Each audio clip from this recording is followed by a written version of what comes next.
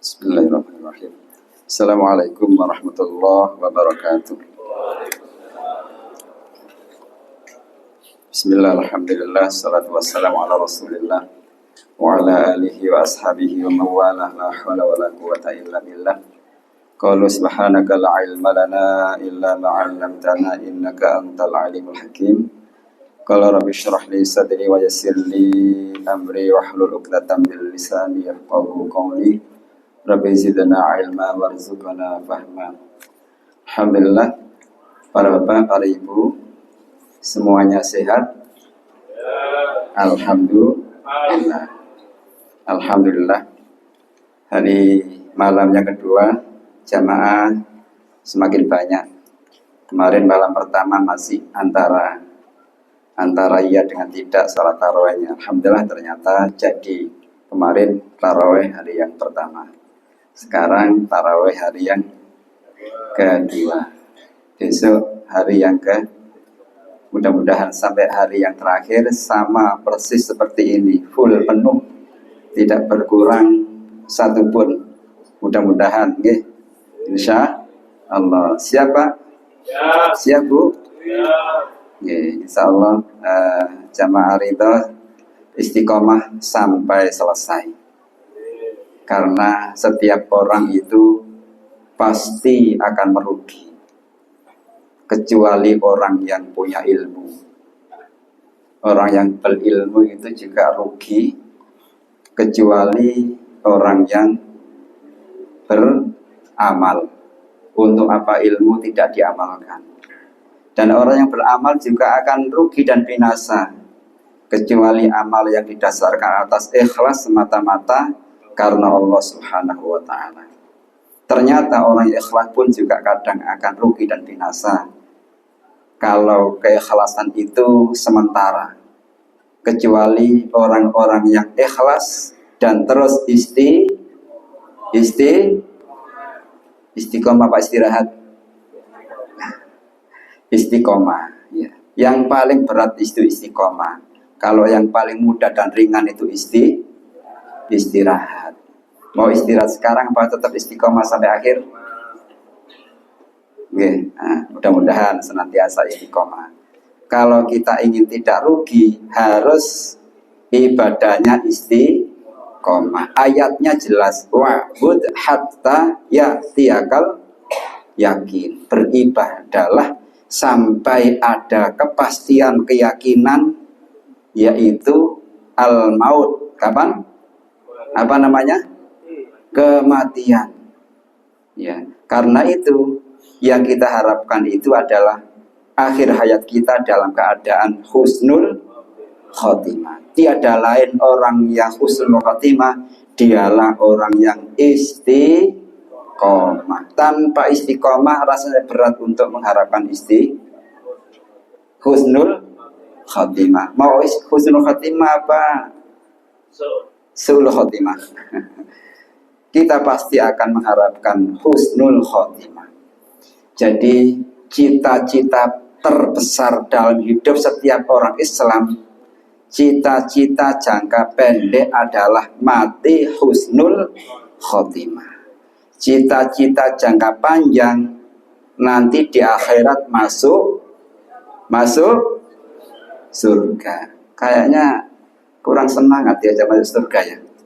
Apa ogah-ogahan ini? Karena Rasulullah SAW telah menegaskan, kullu ummati yadkhulunal jannata. Setiap umatku pasti semua akan masuk surga. Kita ingin jadi umat Rasulullah apa tidak? Ingin. Ingin masuk surga apa tidak? Ingin. Itu pernyataan tegas Rasulullah. Setiap umatku pasti akan masuk surga.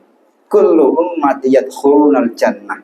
Setiap umatku semuanya, siapapun tanpa kecuali, pasti akan masuk surga. Sepakat? Setuju? Mau masuk surga? Ternyata Rasulullah menyampaikan, illa man aba, kecuali orang yang aba. Aba itu apa ya? Orang yang tidak mau masuk surga. Ada orang itu tidak mau masuk surga. Ternyata ada. ketika Rasulullah menyampaikan itu kecuali orang yang tidak mau. Lalu sahabat bertanya, ya Rasulullah, qila wa may ya'ba. Ya Rasulullah, adakah orang yang tidak mau masuk surga? Kok aneh, heran saya. Ada orang diajak masuk surga tidak mau. Ya Rasulullah menyampaikan, man ata'ani dakhalal jannah. Siapa yang taat mengikuti ajaranku, perintahku, risalahku, agamaku, dialah orang yang mau masuk surga. Siapa yang ikut Rasulullah dijamin masuk surga. Mau ikut Rasulullah apa mau ikut Pak Dul? Pak Dul belum tentu masuk surga, kecuali Pak Dul gandeng Rasulullah, gandeng sarungi kiai, ya, bareng-bareng dijak mlebu swarga. Ya. Kalau ingin masuk surga, maka syarat mutlak harus ikut Rasulullah. Man ata'ani dakhalal jannah. Siapa yang ikut aku, dialah orang yang masuk surga. Wa man asani, dan barang siapa yang aso itu kalau dalam bahasa kita melengos. Apa? Melengos. Apa melengos itu? Apa? Nyimpang. Ogah-ogahan, tidak mau. Ya, diajak ke masjid melengos. Ya, diajak tarawih melengos. Nah, melengos itu tidak mau. Siapa yang tidak mau atas perintahku, itulah orang yang tidak mau masuk surga. Wa man asani faqad aba, dan dialah orang yang membangkang terhadap perintahku.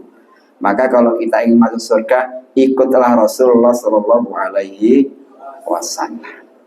Di hari yang kedua ini, hari yang penuh dengan keberkahan. Syahrul Ramadan, Syahrul Mubarak. Bulan Ramadan adalah bulan yang penuh dengan keberkahan. Keberkahannya sudah sangat terasa mulai kemarin. Bahkan sekarang nampak terasanya luar biasa. Tadi diberikan takjil 200-an lebih, habis. Bahkan mungkin ya pas lah. Mudah-mudahan besok, nah kalau lebih banyak nanti takmir kewalahan nanti. Gak apa-apa, insya Allah takmir siap untuk menyediakan nasi bungkus sesuai dengan jamaah yang hadir. Semakin banyak, insya Allah pahalanya juga semakin banyak. Tapi juga dibuka lebar-lebar infak sedekah. Barang siapa yang memberikan takjil berbuka kepada orang yang berpuasa, pahalanya sama dengan orang yang berpuasa, tanpa mengurangi sedikit pun pahalanya orang yang berpuasa. Karena itu kalau kita ingin dapat pahala double, di samping diri kita sudah puasa, kita juga memberikan sedekah takjil kepada orang yang berbuka, maka pahala kita banyak sekali.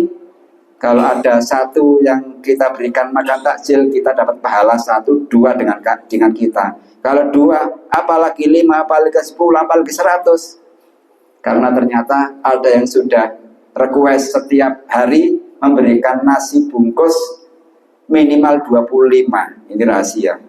Kalau satu orang 25, 10 orang sudah sudah terpenuhi ya. Jamaah Arido 250 cukup hanya di cover 10 orang, tapi yo mosok swarga dipek dhewe didumroto nggih.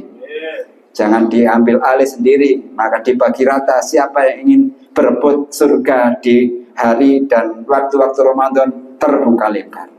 Karena Rasulullah SAW menyampaikan, idza jaa Ramadan, ketika telah datang bulan Ramadan, futihat abwabul jannah, dibuka pintu lebar-lebar. Apa pintu apa? Pintu warung, pintu kafe, pintu apa lagi? Penyetan. Ya. Dibuka, ditutup pintunya tapi dibuka lewat belakang. Ya, kalau malam hari silakan. Kalau siang hari ya boleh, tapi jangan masuk, jangan ikut-ikutan. Bagi yang puasa tetap harus kuat komitmennya, bertahan untuk tetap puasa sampai selesai. Jadi surga dibuka lebar-lebar di bulan puasa ini. Jadi sekarang siapa yang ingin berburu surga, saatnya Ramadan inilah kita akan berupaya. Ramadan ini kita akan jemput surga. Kenapa? Karena jangan-jangan Ramadan tahun ini Ramadan terakhir dalam hidup kita. Gitu. Jangan-jangan seperti itu. Kalau tidak kita ya teman kita, kalau tidak teman kita ya tetangga kita. Ternyata kan kemarin sebelum Ramadan ada juga teman kita, saudara kita yang dipanggil Allah Subhanahu wa taala duluan. Wonten. Banyak, gitu. Teman kita ada, tetangga kita ada, banyak. Dan itu adalah sebuah harapan yang sangat tidak kita inginkan. Karena itulah kita ingin berharap di bulan Ramadan ketika surga dibuka, kita benar-benar manfaatkan Ramadan dengan banyak beribadah. Surga dibuka lebar-lebar. Sementara kata Rasulullah, wa ghuliqat abwabun nar, pintu neraka ditutup rapat-rapat. Itu artinya apa? Ketika pintu neraka ditutup itu, maka jangan maksa kita masuk neraka. Sudah ditutup, maksa masuk neraka. Ya, bahkan kata Rasulullah, wasyufitatis syayatin, dan setan-setan diikat, dibelenggu kuat-kuat. Tidak ada setan gentayangan yang menggoda manusia di bulan Ramadan. Kalau ada orang ikut perbuatannya setan, berarti dia itulah setan berbentuk manusia. Karena setan itu ada dua, minal jinnati wan nas. Ada yang berupa jin yang tidak nampak, tetapi ada juga berbentuk manusia yang suka doyan nasi bungkus. Ada setan suka nasi bungkus ya. Ya manusia ya. Apanya itu? Karakternya yang berwujud setan. Kalau orangnya tetap manusia biasa ya, makan seperti kita biasa, tapi hakikatnya dia jangankan ya, jangan-jangan itu kita. Naudzubillah, setan dibelenggu. Kalau ada orang berbuat dosa saat Ramadan, bukan setannya yang salah, tapi kita sendiri yang salah, memperturutkan hawa nafsu kita sendiri. Karena hawa nafsu inilah yang tidak akan pernah berhenti menggoda kita, mengajak kita berbuat buruk.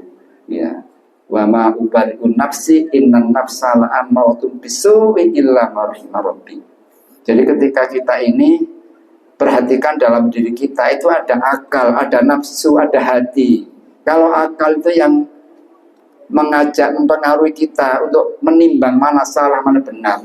Hati itu yang mengajak pasti berbuat benar. Tapi nafsu inilah yang menggoda kita agar kita berbuat salah. Tinggal kuat menang mana antara nafsu kita ya dengan hati kita. Kalau nafsu kita yang menang, maka kita akan celaka. Maka jangan sampai nafsu ini kita umbar. Karena itu puasa itu adalah mendidik kita untuk bisa menahan hawa nafsu, untuk tidak tergoda melakukan perbuatan dosa. Jangankan yang haram, yang tidak boleh dimakan nyata-nyata, tidak boleh diminum, yang halal saja tidak boleh saat Ramadan. Ya, makan nasi, makan pecel, makan sate, makan itu boleh kan, halal kan? Tapi kalau Ramadan tidak boleh, nanti menunggu berbuka. Ya, apalagi yang haram, ya itu memberikan pelajaran kepada kita. Puasa itu mendidik agar kita ini mampu menahan hawa nafsu dari semua godaan setan dan pengaruh nafsu kita sendiri. Mungkin setan bisa kita kalahkan, tetapi yang paling berat adalah mengendalikan hawa nafsu. Maka puasa itu adalah al-imsak. Apa artinya al-imsak itu? Menahan diri dari perbuatan-perbuatan yang tidak baik. Ya, minimal tidak makan, tidak minum, dan yang membatalkan puasa mulai subuh sampai maghrib. Dan hal-hal yang melarang, yang mempengaruhi pahala dosa, pahala kita hilang. Karena bisa jadi secara syariat puasa kita sah, tetapi hakikatnya puasa kita tidak mendapatkan apa-apa. Kenapa? Karena kita masih melakukan perbuatan dosa. Matanya masih melihat hal yang tidak baik, lisannya juga belum bisa terjaga, hatinya juga belum bisa terjaga. Itu yang kemudian membuat puasa kita itu tidak mendapatkan nilai pahala puasa.